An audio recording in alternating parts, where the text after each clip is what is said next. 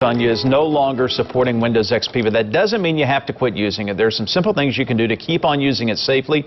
Burton Kelso, our computer expert, is here with some tips from Integral. Good to have you with us, Burton. Thanks for having me. All right, so this was kind of a big deal. Why Windows first off said, or Microsoft said, hey, we can't support it. Why? Windows XP has been around for 12 years, and the technology that they use is just outdated.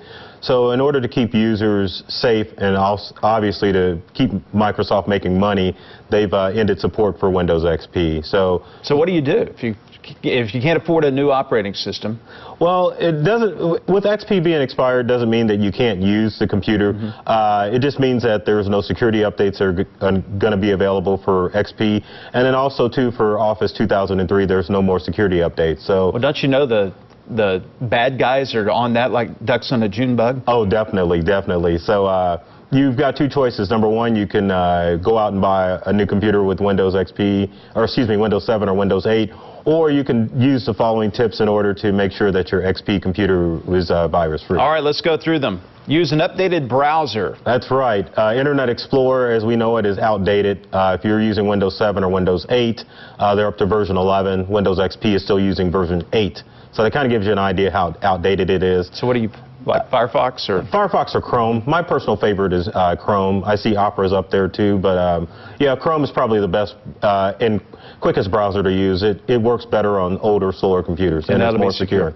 All right, next up, get rid of Flash, Java, and Adobe. Yeah, those technologies are outdated. Especially if you use Chrome as a browser, you don't need Java or Chrome to watch videos on the internet using YouTube. That technology is already built in. So if you've got Firefox, or not Firefox, but if you've got Adobe, if you've got Java, just uninstall that. If you need to look at PDF files on your XP computer, you can use Nitro PDF Viewer. All right. Buy a full antivirus suite. Yes. You can't get away with just using plain antivirus software.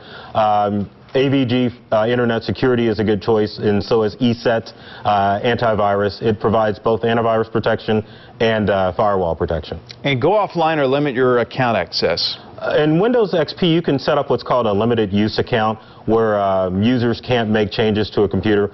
So the theory is if you set up a limited use account with your XP computer, viruses can't get in and manipulate changes on your computer. It keeps you safe, and you can browse the internet without having to worry about getting hacked or getting taken advantage of from a malicious website. And last one, remove unnecessary clutter. Why is that so important? Well, your old programs like Microsoft Office 2003, anything that's not supported anymore, you want to take off of your computer because it can pose a security risk. So if you keep an old version of Microsoft Office on there, an old version of Adobe, you definitely want to remove those programs so that you're not at risk of getting viruses or having identity theft happen. As our IT person here will tell you, I am not a computer person, but you make it understandable. Thanks for coming on. Thank you for having me. Carrie. All right, thanks.